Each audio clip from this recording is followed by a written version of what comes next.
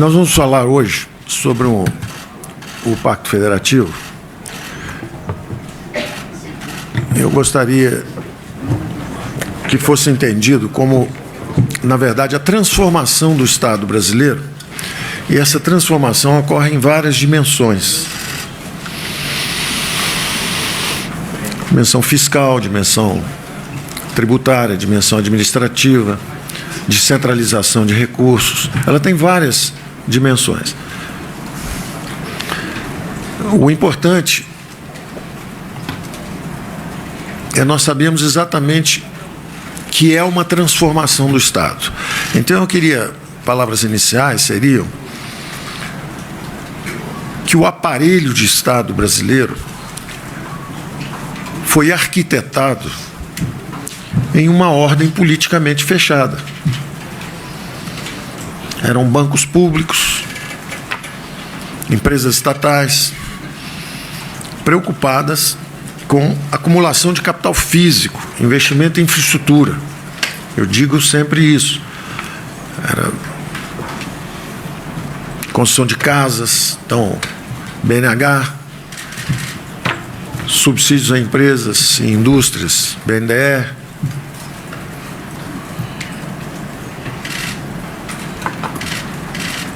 infraestrutura física, grandes empresas estatais construindo infraestrutura brasileira, Eletrobras, Siderbras, Telebras, Nuclebras, Portobras. É uma concepção de Estado que existe ainda hoje em alguns países. E é natural que esse aparelho de Estado tenha produzido aquilo que se esperava dele, foram os investimentos em infraestrutura, nos anos 70. E nos anos 80, meados de anos 80, o Brasil abre politicamente e começa um redesenho do Estado. E eu, durante a campanha, disse isso, tenho repetido várias vezes, um Estado robesiano, um Estado moldado numa ordem politicamente fechada, começa a se transformar num Estado russoniano, para atender às legítimas aspirações sociais de uma democracia emergente. O que uma democracia pede é diferente do que uma ordem politicamente fechada pede. E começa a transformação do Estado brasileiro.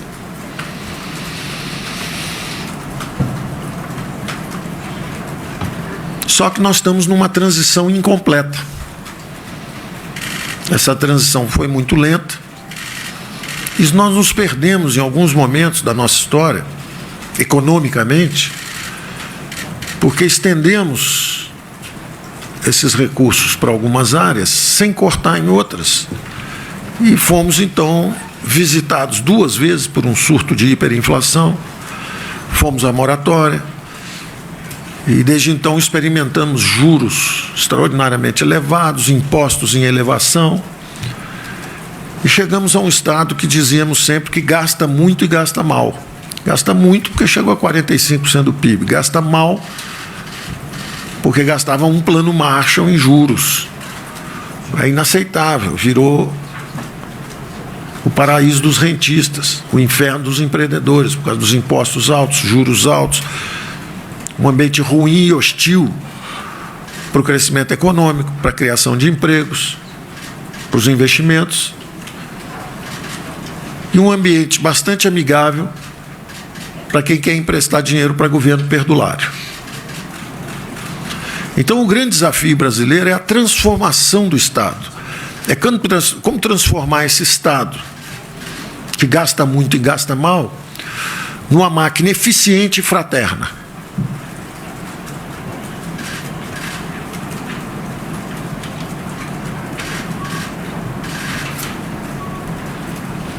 Então, o programa, o Pacto Federativo, na verdade, é uma proposta. E, ao contrário do que ocorreu na reforma da Previdência, onde, se por um lado havia um ambiente mais maduro para a conversa, houve também alguns enfrentamentos, dessa vez, ao contrário. Os líderes na Câmara de Deputados, os líderes no Senado, presidente da Câmara, presidente do Senado, nos ajudaram a calibrar as propostas. Nós estamos construindo juntos uma agenda para a transformação do Estado brasileiro.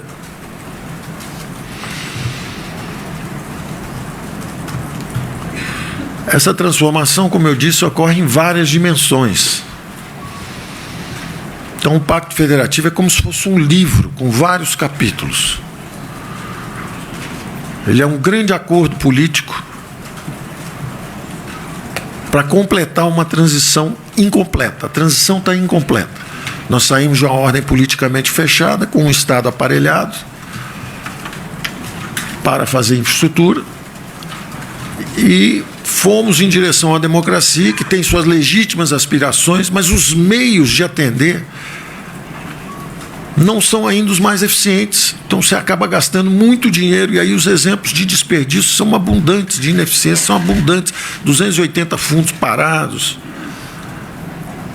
subsídio por um lado para empresas grandes e nada para as empresas menores, quando na verdade devia ter uma enxurrada de microcrédito e menos subsídios para as empresas grandes. O governo virou uma gigantesca máquina de transferência perversa de renda. Então nós estamos tendo que corrigir isso. A reforma da Previdência foi uma dimensão dessa reforma do Estado também. E agora nós vamos entrar em outras dimensões. Então, o primeiro capítulo do livro, e esse livro tem 6 capítulos. São 3 PECs enviadas para o Senado, uma PEC enviada para a Câmara, uma PEC para a Comissão Mista e um projeto de lei.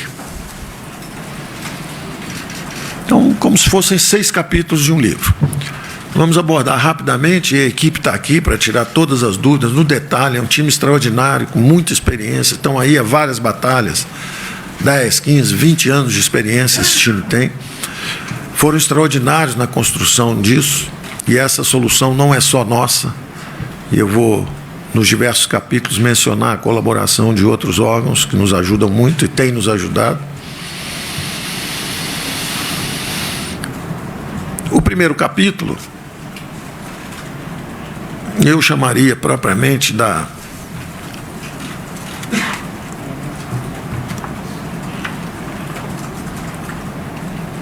PEC do Pacto. Eu chamaria esse primeiro capítulo da PEC do Pacto, porque o objetivo é assegurar fundamentos sólidos, sólidos fundamentos fiscais para a República Brasileira. Nessa transição incompleta nossa, em que nós nos perdemos em alguns momentos, nós acabamos criando uma cultura de estabilidade monetária antes da lei de autonomia do Banco Central. A lei ainda não existe, mas a cultura anti-inflacionária já é parte do DNA institucional brasileiro. São aperfeiçoamentos institucionais. Mesmo um governo fragilizado, como estava o governo Temer no final, conseguiu puxar uma inflação de 11% para 3,70%, 4%, porque o aperfeiçoamento da instituição Banco Central já é parte da cultura de estabilidade monetária brasileira. Então, é um caso interessantíssimo de como, visitados pela hiperinflação, pela tragédia da hiperinflação, nós adquirimos uma cultura de estabilidade monetária antes da lei. Só que no front fiscal aconteceu exatamente o inverso. Nós trocamos a emissão inflacionária de moeda pelo endividamento em bola de neve. Estamos agora em torno de 5,5 trilhões, quase 80% do PIB como endividamento. Porque não temos ainda a cultura de responsabilidade fiscal, apesar de termos a lei de responsabilidade fiscal. É o inverso do que ocorreu na área monetária. Os fundamentos de uma república saudável, precisa de fundamentos fiscais e monetários bem estabelecidos. Curiosamente, não temos a lei da autonomia do Banco Central, mas já temos a cultura anti-inflacionária, porque fomos visitados pela hiperinflação. No caso do endividamento em bola de neve, é exatamente o contrário. Nós já temos a responsabilidade fiscal há mais de uma década e não temos a cultura da responsabilidade fiscal. Municípios, milhares de municípios quebrados, dezenas de estados quebrados, e a União só não quebra porque se endivida em bola de neve. Então, de novo, nós estamos falando sobre responsabilidade com as futuras gerações. Responsabilidade com as futuras gerações. O primeiro capítulo do nosso Pacto Federativo é a criação, eu diria até um aprofundamento, para não dizer que é criação, é um aprofundamento do marco, um aperfeiçoamento do marco institucional da responsabilidade fiscal. Nós temos que aperfeiçoar nossas instituições dentro desse espírito de responsabilidade com as futuras gerações. Então nós vamos transformar o Estado brasileiro sabendo que temos que manter a responsabilidade com as futuras gerações. Nós não podemos nos endividar em bola de neve e jogar isso para filhos e netos também pagarem lá na frente.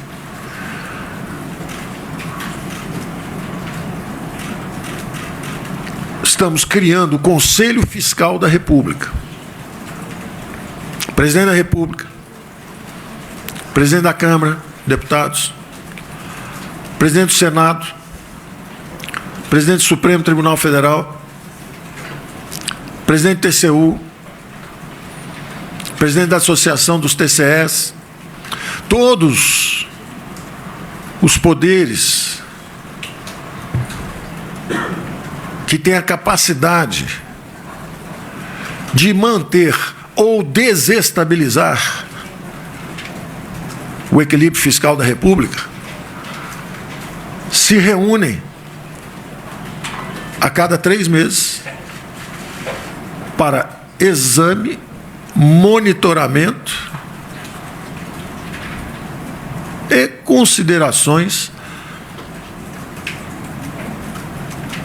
sobre a situação fiscal dos entes federativos.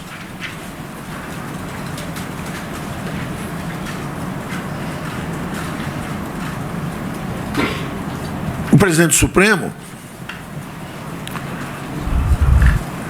acompanhando e monitorando a situação de estados e municípios e a situação da União, leva sempre uma palavra de observância de responsabilidade fiscal para a avaliação do próprio Supremo, que tem que tomar decisões de altíssimo impacto nos orçamentos da República. Há contenciosos de 100 bilhões, contenciosos de 500 bilhões, há contas de todo tipo. E ninguém protege a viúva. A viúva é a União, é o Brasil. Da mesma forma o TCU, da mesma forma o TCE, todos que têm ajudado extraordinariamente ao longo desses 10 meses em que estamos conversando, todos têm a consciência, todos se voluntariaram, todos nos deram valiosíssimas observações e sugestões. Reconhecendo isso, o Supremo dizendo, olha, tem uma excessiva judicialização de conflitos de entes federativos. Um Estado começa a brigar com a União e jogam o pepino lá para o Supremo. Quando, na verdade, isso deveria ter sido resolvido previamente. Em contenciosos, como a gente vê toda hora. Um está sendo trabalhado agora pelo próprio ministro Gilmar Mendes com a Lei Candir, exigências passadas, quando há todo um futuro a dividir do pré-sal vindo e nós brigando por disputas passadas, disputas que não acabam nunca, não se encerram, criam contenciosos, instabilidade fiscal. Da mesma forma, 280 fundos com dinheiro carimbado, mais de 200 bilhões carimbados, dinheiro empossado que não consegue ser utilizado justamente para melhorar o bem-estar da população.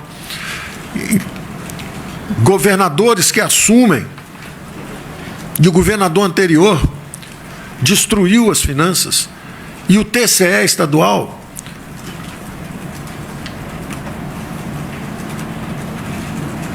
aprovou as contas no episódio claramente de transgressão da responsabilidade fiscal.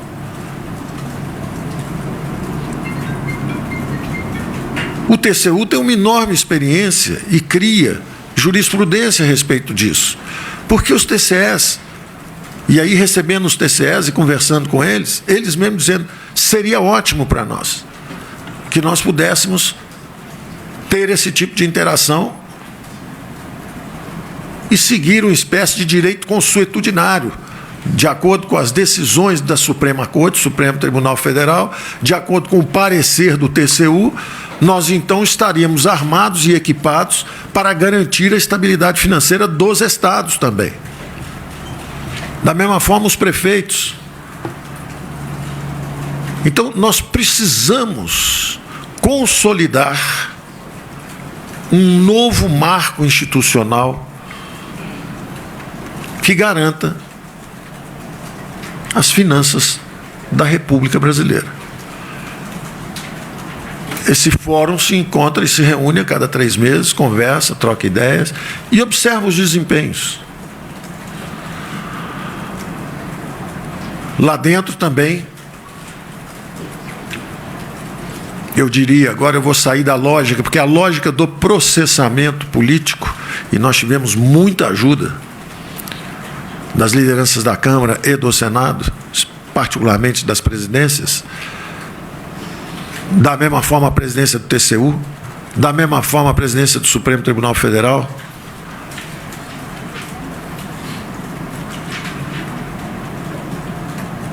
Nós tivemos muitas sugestões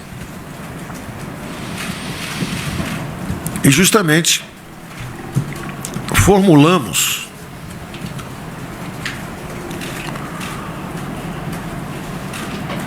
ferramentas que permitam, uma vez mapeadas essas situações de desequilíbrio profundo, que os estados, os municípios e a União também disponham de ferramentas de ajuste. Então, eu vou falar agora um pouco sobre os capítulos econômicos em si, abandonando um pouco o que foi o processamento político. O processamento político diz o seguinte: primeira PEC é a PEC do Pacto Federativo, ela vai para o Senado. A segunda PEC é a da desvinculação dos fundos, ela vai para o Senado. A terceira PEC é a da emergência fiscal, ela vai para o Senado. A quarta PEC é da reforma administrativa, ela vai para a Câmara de Deputados. A quinta PEC é a reforma tributária, vai para uma comissão mista da Câmara e do Senado. E o projeto de lei das privatizações. Então, esse é o processamento político, é a forma como as lideranças políticas, em conversa conosco, sugeriram o fatiamento e o encaminhamento dessas reformas. Mas há uma lógica econômica por trás que é integradora de tudo isso. Então eu vou abordar a lógica integradora, que aí depois vocês podem perguntar detalhes em cada uma dessas dimensões.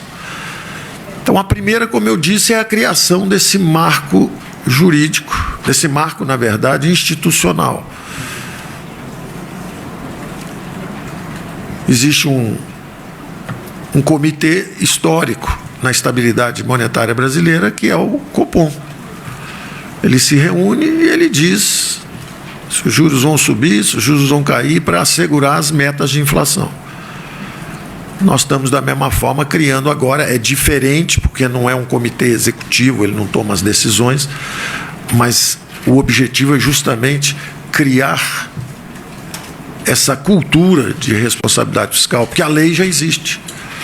Então, se todos os governadores, todos os prefeitos, se a União, todos sabem que são monitorados a cada 3 meses e todo mundo sabe o que está acontecendo com cada um desses entes, se todos os estados tiverem dificuldade, como estão hoje, e todos os municípios, evidentemente está havendo algo errado. O que é? A concentração de recursos no governo federal.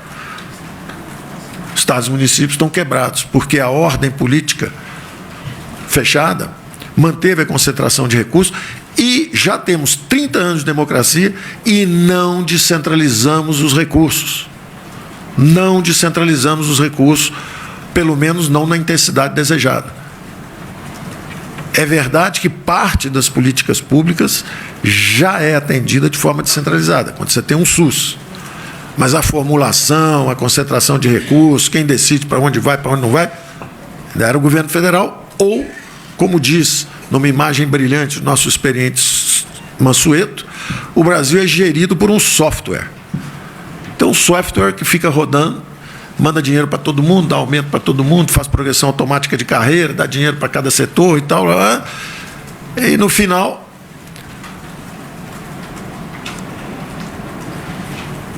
a classe política foi esvaziada de suas atribuições e responsabilidades. E fica a população na rua roncando. O ronco da rua é o seguinte: o que é que eles estão fazendo lá? O que é que estão fazendo? O que é que a classe política está fazendo? Porque ela tem que assumir a responsabilidade pelos orçamentos públicos. Alguém que é eleito governador é responsável pelas finanças desse estado. Quem é eleito prefeito é responsável pelas finanças daquele município. Agora, tem que ter os recursos e tem que ter a capacidade de execução. Daí a nossa ideia dos 3 Ds, de descarimbar. Na verdade, eu usei a expressão desobrigar, desvincular e desindexar os gastos. Quebrar o software e atribuir essa responsabilidade à classe política. Esse era o projeto original. Evidentemente, conversando, nós não somos revolucionários. Os liberais nunca são revolucionários. Os liberais são evolucionistas. O Brasil não estaria pronto para desindexar, desvincular e desobrigar tudo de uma vez. Afinal de contas, há uma cultura política em funcionamento. Então, em conversa, justamente com todos esses atores, TCU, TCE, Ministro Supremo, governadores, nós estamos criando essa agenda de discussão, que é a agenda da transformação do Estado brasileiro. Então, esse primeiro capítulo é o capítulo exatamente que trata da criação desse fórum, que é esse Conselho Fiscal da República, para que haja esse exame e ele tem, inclusive, as ferramentas para a correção dos desequilíbrios.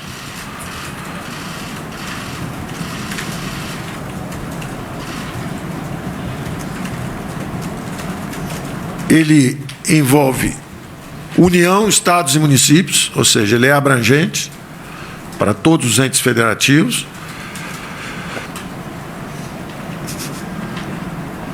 Ele dispõe sobre mecanismos voluntários de ajuste. Um governador, e eu vou dar exemplos específicos para as pessoas entenderem exatamente do que nós estamos falando. O governador Caiado assumiu, dia 1º de janeiro, ele sabia que o Estado estava mal. O governador Zema assumiu, o primeiro dia ele sabia que o Estado estava mal. O governador Eduardo, Rio Grande do Sul, primeiro dia sabia que estava mal. Poderiam ter pedido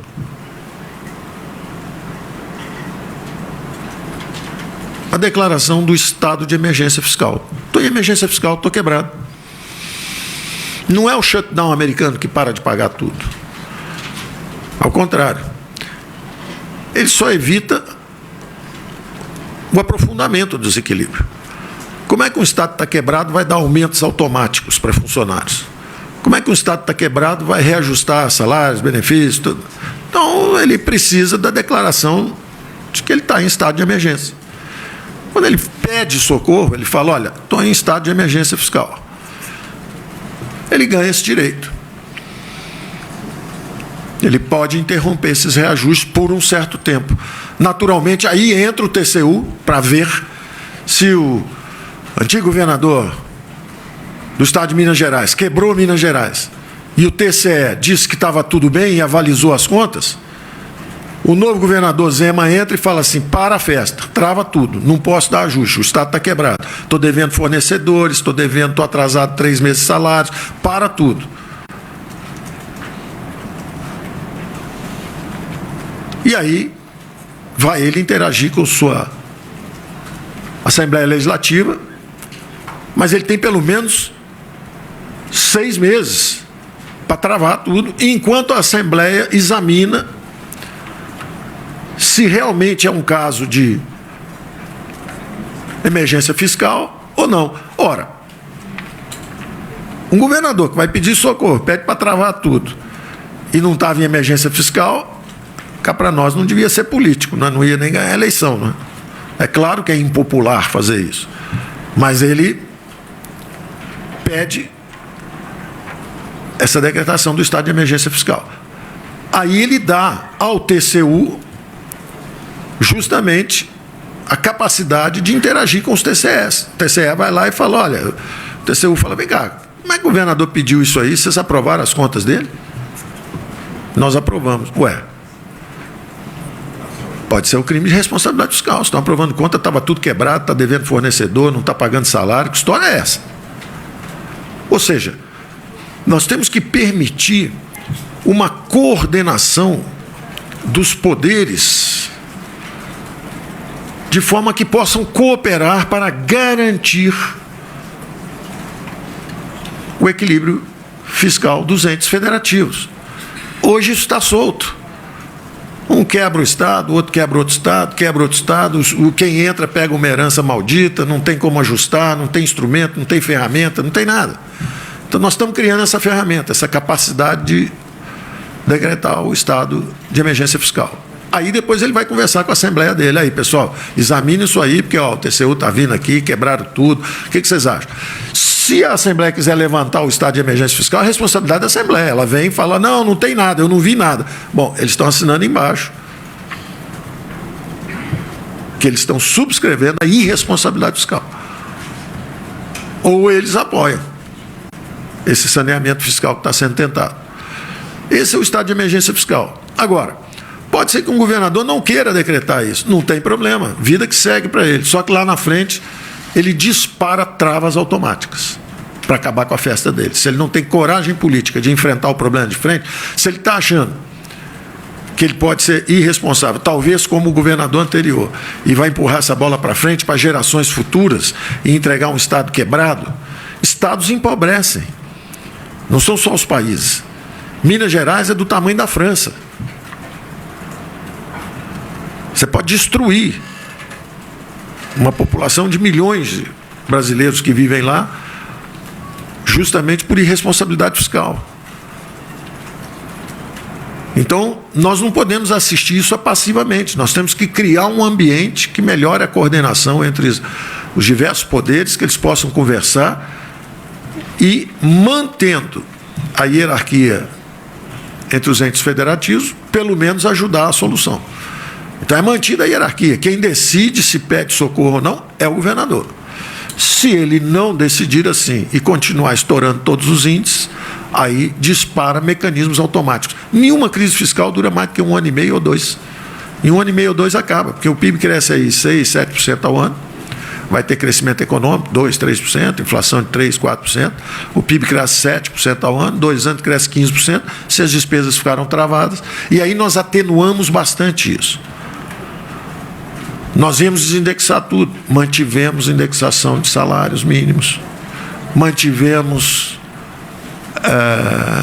dos benefícios previdenciários, já que tínhamos feito uma reforma da Previdência, pedido do presidente Bolsonaro, da mesma forma que cada político pediu também uma coisa que fosse mais importante ou aqui ou ali, governadores pedindo: olha, eu preciso de travas, eu não tenho ferramenta para gerir.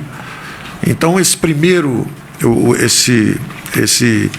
Esse primeiro capítulo é a criação do marco, o segundo capítulo é justamente essas ferramentas de controle de despesa, onde você tem primeiro esse estado de emergência, depois as travas automáticas e, finalmente, os mecanismos auxiliares, que nós chamamos, inclusive, de plano Mansueto. O governador que falou, olha, eu estou em estado de emergência fiscal, você trava as despesas, não pode dar aumento de salário e ter progressão automática de salário, quem está quebrado. Então, você trava aquela despesa ali um pouco, ao mesmo tempo, você dispara uma antecipação de recursos, você calcula quanto vai ser o ganho fiscal com essa trava por um certo tempo, ao mesmo tempo você pode antecipar alguns recursos para tocar saúde, saneamento, policiamento, o plano Mansueto entra dando essa folga de recursos por um tempo, mas esse recurso não pode ir para aumento de salário. A máquina não pode gastar mais consigo do que com a população. Hoje é essa a situação. Vários estados chegam a 80%. Entre ativos e inativos. Quer dizer, na verdade, nós existimos para servir a máquina, em vez de a máquina nos servir.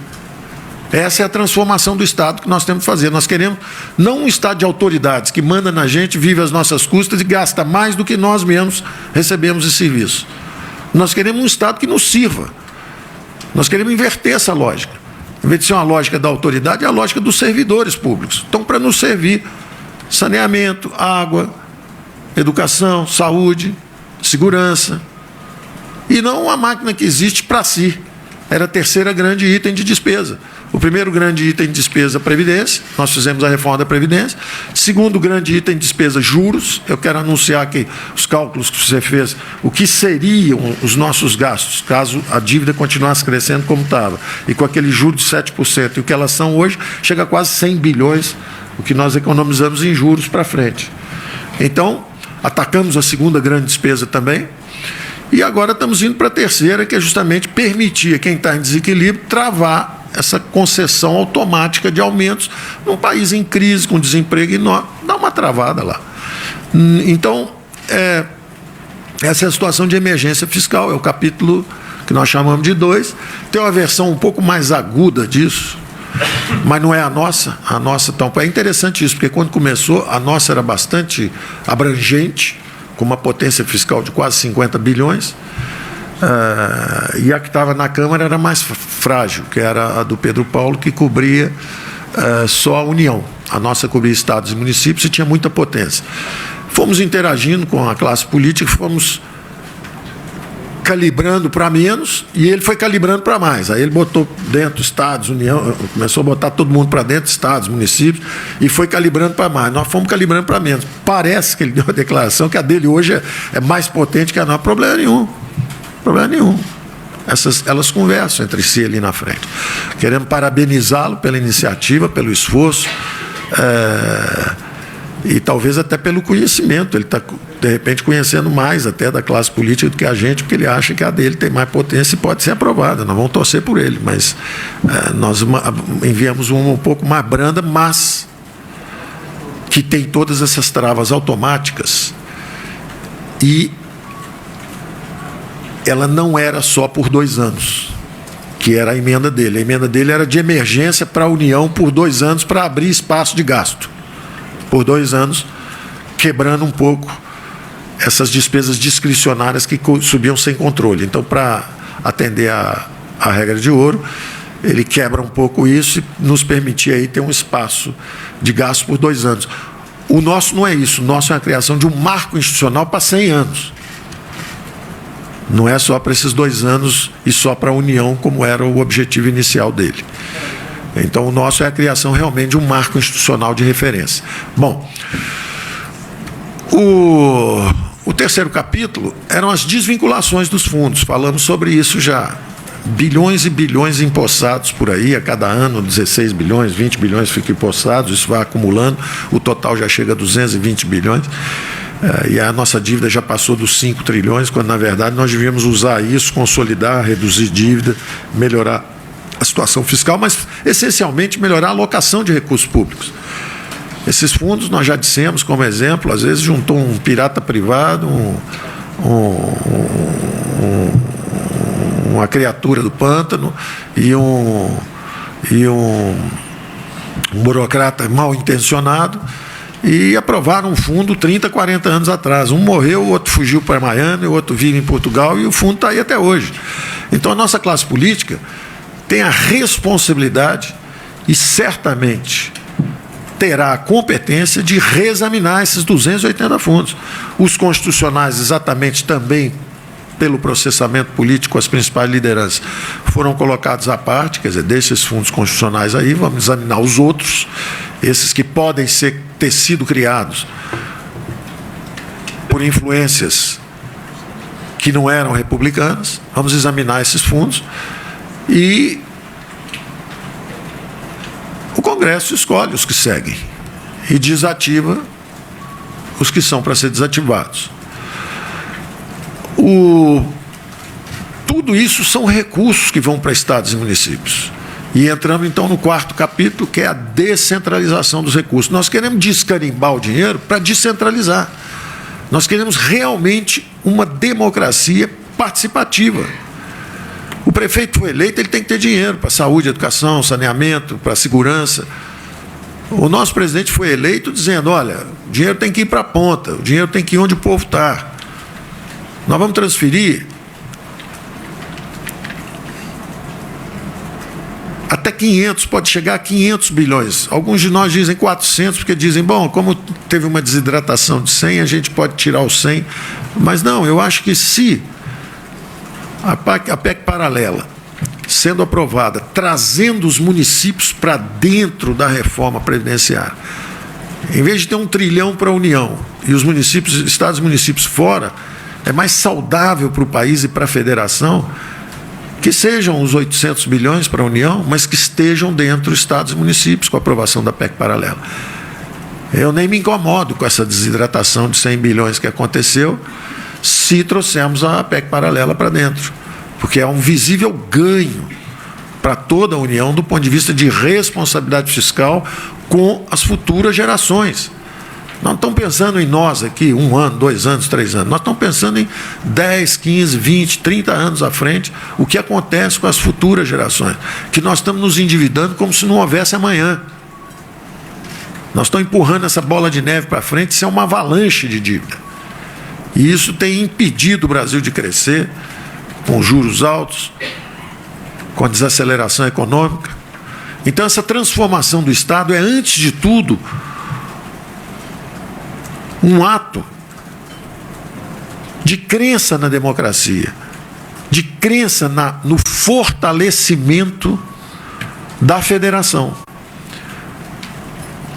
Essa nossa ideia de, em 8 anos passados, o dinheiro do pré-sal que vier, na seção onerosa, 70% União, 30% Estados e municípios. Já na alocação do ano seguinte, 35% Estados e municípios, 40%, 45%, 50%. Em 8 anos, invertemos a pirâmide, 70% para Estados e municípios, 30% para a federação. É o primeiro governo em 40 anos que fala em descentralizar recursos, em fortalecer a democracia. A Constituição de 88, com muita sabedoria, botou essa meta lá, só que não conseguiu entregar. Porque como se perdeu no combate à inflação, com juro muito alto, tentativas frustradas, 1, 2, 3, 4, 5 planos, todos com uma deficiência básica, que era justamente a ausência dessa dimensão fiscal.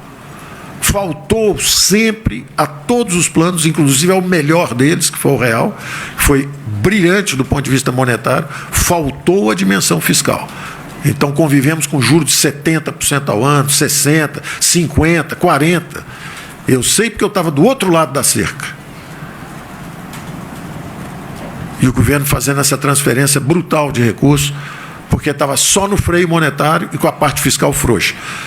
Então nós já fizemos uma mudança radical. Nós estamos com a parte fiscal agora como chave do ajuste, e a monetária já mudou. O juro de equilíbrio já desabou. A taxa de juros de equilíbrio já está descendo para 5, para 4,5, para 4. Por quê? Porque mudamos o mix. A taxa de equilíbrio, a taxa neutra de juros brasileira desabou. Porque nós mudamos o mix. Nós assumimos o compromisso com a meta, com o teto de gastos, com a redução do superávit, do déficit primário, a criação eventual do superávit primário. sempre que me perguntavam, mas e aí, o déficit, como é que vai ser a meta, não é a meta? Nós vamos fazer a coisa certa. E eu adoraria zerar. E as estatais? Adoraria vender todas. Isso é uma declaração da direção para onde nós estamos indo. Agora, não quer dizer que é factível. Então, em vez de ter essa insistência de zerar, ficar com a cessão onerosa toda para o governo federal, tentar pegar também recursos extraordinários e zerar o déficit agora e deixar estados e municípios ao léu, a nossa decisão política, que está se revelando sensata e correta, foi dar o braço para estados e municípios, para a Câmara, deputados, para o Senado e dizer, olha, vamos transformar o Estado brasileiro juntos. Não adianta a União estar solvente e os estados e municípios quebrados. Então vamos dividir. Eu prefiro ter um superávit, um déficit maior, um pouco maior esse ano, mas solta alguns recursos também para estados e municípios, que eles também estão sob estresse financeiro.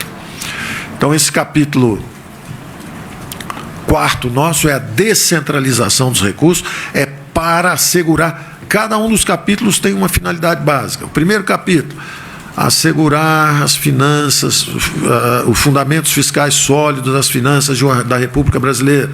Segundo capítulo, permitir correção com mecanismos automáticos ou complementares, como o Plano Mansueto, de desequilíbrios fiscais.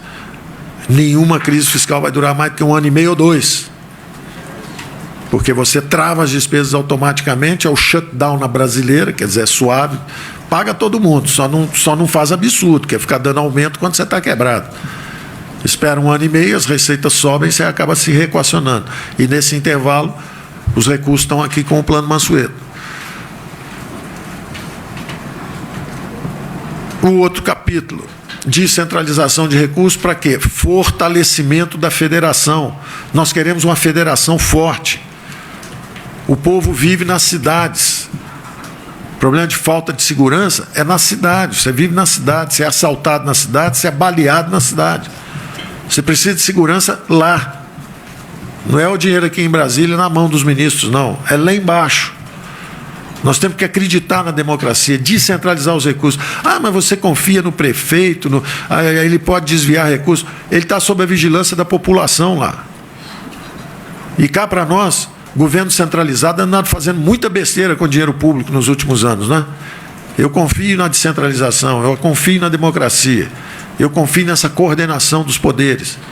TCS, TCUs, Congresso, Supremo.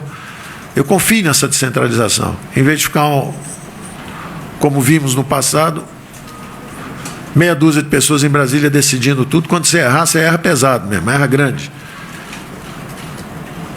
Nós precisamos descentralizar. A essência da democracia é a limitação dos poderes e a descentralização desses poderes. Então, o que parece que é uma crise, essa briga entre Congresso, Senado, Supremo, isso, na verdade, é uma saudável dinâmica de uma sociedade aberta, aperfeiçoamento das instituições, demarcação de território, até onde vai o Ministério Público sem ser abuso de autoridade, até onde vai o Supremo sem ser proteção de impunidade, até onde vai o Executivo sem estourar estados e municípios, até onde vão os estados e municípios contando que qualquer irresponsabilidade será paga pela viúva, que é a União. Nós temos que apostar na maturidade democrática. Eu aposto, eu sou um observador e um participante de 30 anos de democracia, aperfeiçoando instituições. Todo ano um aperfeiçoamento novo e melhorando e lentamente. E então estamos dando esse passo agora na direção da transformação do Estado. O outro capítulo, reforma administrativa.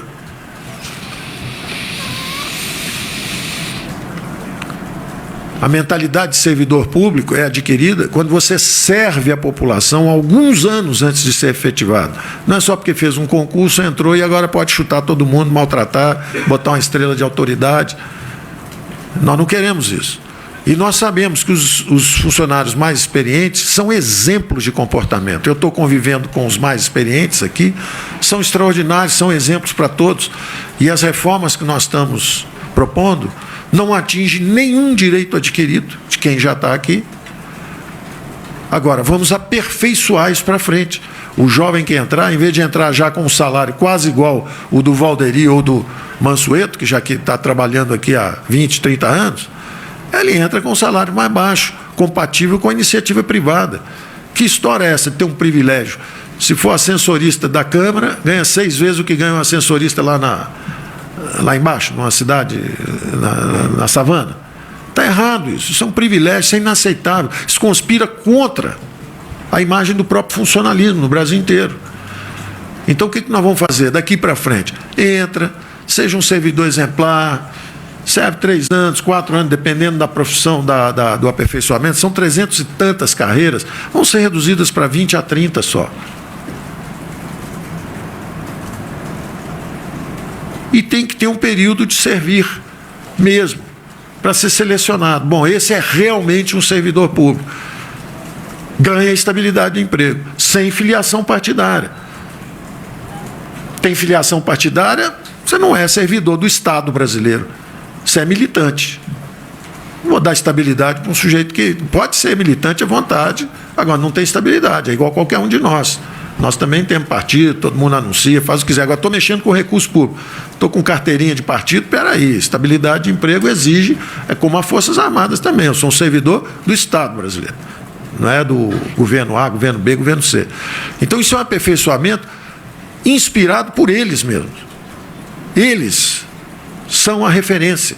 Os melhores funcionários públicos são as referências para as reformas que nós estamos propondo. Evidentemente, estudamos também o sistema na Inglaterra, nos Estados Unidos, na Alemanha, na França, e estamos propondo essas mudanças para frente. Como 40% estão se aposentando aí nos próximos 5, 6, 7 anos, isso já aconteceu particularmente conosco no INSS, houve alguns milhares que se aposentaram, e foi tudo digitalizado, e 97 serviços, pelo menos 92 já são totalmente digitalizados. Houve um aumento enorme da produtividade e uma valorização dos servidores que ficam, que são os que têm estabilidade, são os que têm ainda o aumento automático, isso tudo que nós não queremos que sejam as novas gerações tenham esses privilégios, porque hoje, à luz das finanças da República, são privilégios. Só que nós estamos reconhecendo como direitos adquiridos lá de trás. Mas queremos mudar essa mentalidade para frente. E contamos exatamente com o comportamento exemplar dos atuais. Não é fácil. Eles mesmos estão ajudando a formular a reforma da Previdência, que os atinge, as reformas da carreira no futuro. Então, essa dimensão da reforma administrativa também está pronta e, evidentemente, submetida ao Congresso. O Congresso pode mexer à vontade. O que nós fizemos, ao contrário de pacote, pacotão, não sei o que, eu até brinco, não é um pacote, são alguns pacotes. Então, não tem problema. Quer chamar de pacote, então chama, mas chama de pacotes. Porque são alguns, não é um só, tem várias embalagenzinhas. Eu não gosto porque eu acho que ela não reflete o nosso espírito. O nosso espírito é um espírito de uma agenda de transformação para o Congresso brasileiro. A classe política se debruça sobre isso, mexe, altera. O pacote é de outros tempos, quando você baixava e estava aprovado na marra. Não tem nada disso que nós estamos fazendo. Nós assistimos na reforma da Previdência, tirar o BPC, tirar o rural, e aplaudimos o resultado democrático. Problema nenhum. Como assistimos agora ao Senado voltar com estados e municípios e colocar dentro. E estamos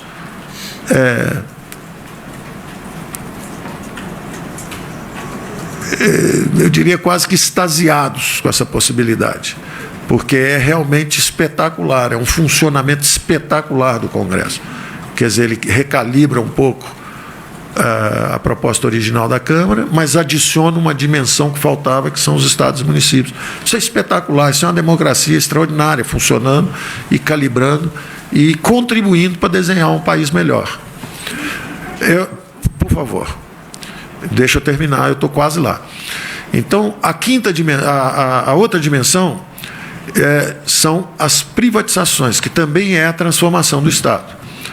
Nós vínhamos com as privatizações nesse início, fizemos IRB, BR Distribuidora, fizemos algumas, testando águas, né, também no início do governo, não adianta querer vender muito no início do governo, justamente os mercados estão melhorando, estão antecipando melhoras para o futuro, estão avançando, só que no ritmo convencional, as privatizações levavam 2 anos e 6 meses, uma coisa assim.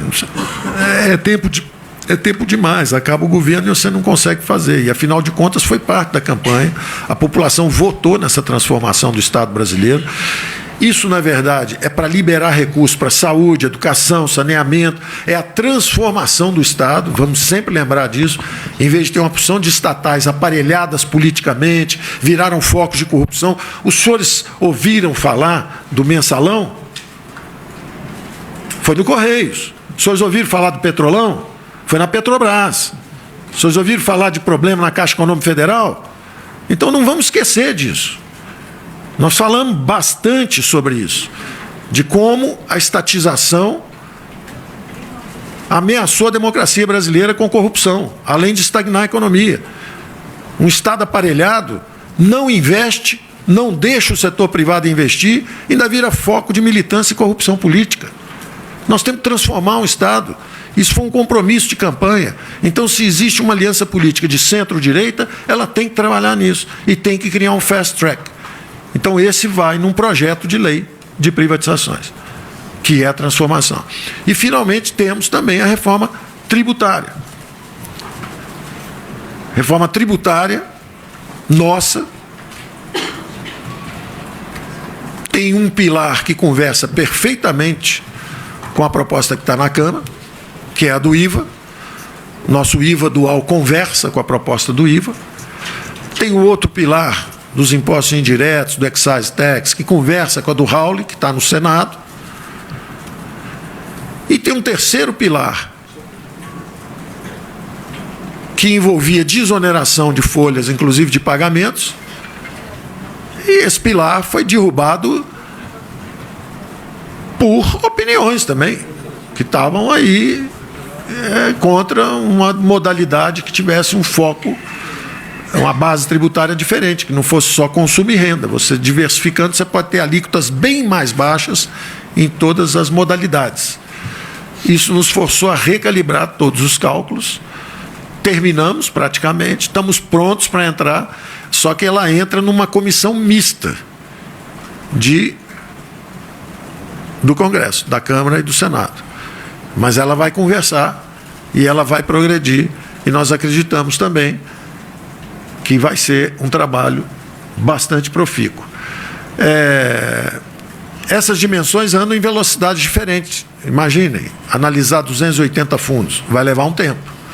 Já uma reforma administrativa pode ser até que no final do ano já esteja aprovada. O pacto, essa construção também da descentralização de recursos, pode ser que já esteja aprovada no Senado. Não sei ainda se na Câmara também, até o fim do ano. Quer dizer, então, isso vai andar em velocidade diferente. Não tem problema nenhum. É um Congresso numa democracia vibrante, funcionando perfeitamente e redesenhando o Estado brasileiro. E sempre repetindo, essa reforma do Estado prevê uma transferência de até 500 bilhões de reais para estados e municípios ao longo dos próximos 15 anos, de forma a garantir, assegurar a melhor execução de políticas públicas, garantir os serviços públicos essenciais de saúde, saneamento, educação, segurança para a população brasileira. Então, é algo, quando as pessoas olham para um pedaço, falam, você está vendendo estatal por quê? Para que o seu filho tenha melhor educação, saúde, saneamento. É por isso que nós estamos vendendo uma estatal. Para, em vez de ficar sendo um foco de corrupção, de desvio de recursos, de paralisia de investimento público, que seja outra coisa. E quem está pedindo isso não sou eu, não. É a ordem democrática. É a democracia que está pedindo esses recursos. Nada contra a estatal. Só que os recursos são necessários para a saúde, habitação, para outras coisas. Então, vamos usar recursos privados para fazer chapa de aço, para fazer perfuração de petróleo, para entregar carta. Deixa o setor privado cuidar disso e vamos, com o governo, garantir creche, saneamento, educação básica, saúde, segurança pública, que foi exatamente a plataforma que elegeu o presidente. Então, eu fico por aqui. Eu vou ter que sair para uma outra reunião. Posso, de repente, responder uma ou duas perguntas rápidas, mas a equipe está aqui e a equipe, quem conhece esse negócio mesmo é a equipe. Eu estou aqui só fazendo a propaganda do time. A turma que joga fica de manhã, de tarde, de noite em cima desses números, conhece tudo no detalhe, está aqui. Eu sou só um feliz companheiro de viagem dessa turma que eu encontrei aqui, que são brasileiros comprometidos com a mudança, muito experientes, não nos deixam cometer grandes erros. Erros todos vamos cometer, mas eles garantem que a gente não cometa os grandes erros, até porque testemunharam muita coisa que foi feita errada e querem acertar e querem melhorar o Brasil, tá certo? Então, eu realmente vou ter que ir, eu deixo você com eles, mas eu volto, acabando lá eu venho correndo para cá, se vocês quiserem ainda converso com vocês. Vamos lá, você tinha feito uma, eu vou deixar duas, você e você que pularam antes, e depois eu saio.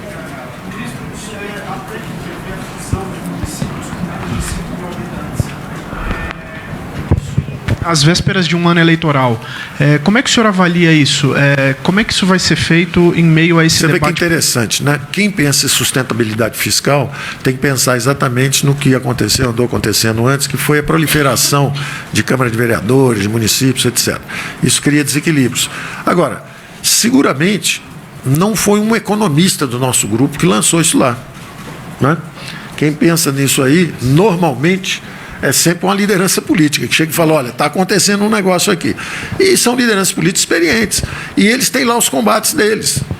E nós vamos assistir isso aí. Do nosso ponto de vista fiscal, a gente sabe que realmente municípios têm dimensões ótimas, né? Se é grande demais é disfuncional, se é pequeno demais é ineficiente também. Nós não sabemos exatamente qual o tamanho ideal, mas vocês não acham que é um tema legítimo para um Congresso conversar? Não é que vem de fora. Quando a gente conversa com os políticos, porque, de novo, esse pacote não saiu da cachola de um economista. Vocês chamam por isso que eu não gosto da expressão pacote, porque o que sai da cachola de um economista é um pacote. O que sai de várias conversas ao longo de 10 meses, algumas ao longo de 30 anos, com uma porção de políticos experientes, essas ideias vêm. Olha, está havendo uma proliferação disso, daquilo, por que vocês não abordam esse aspecto? Coloque isso no Congresso. Senhores, cá para nós, quem é que deve decidir se município deve ter 5 mil, 10 mil ou 3 mil? Sou eu ou é o Congresso brasileiro? Não há nada mais oportuno do que deixar o Congresso conversar sobre isso. Então, isso vai, estimula, e eles têm a total capacidade de decisão. Falar assim, tira isso daqui, joga isso fora. Ou então, deixa isso aqui. Aí vem os parlamentares mais ligados aos municípios, vão dizer, não mexe nisso não mexe nisso não. Aí o governador, não, mas peraí, eu também estou precisando de recurso aqui, você está com muito município pequeno dando dinheiro aí para vereador que não tem nada a ver. Isso é um problema político legítimo. A sua pergunta, moça, tinha uma moça aqui que tinha feito a pergunta. Era você. Você passou a palavra para ela. Perfeitamente, eu gosto muito da Adriana. Gosto muito da Adriana. Pronto, a bola é com você, Adriana.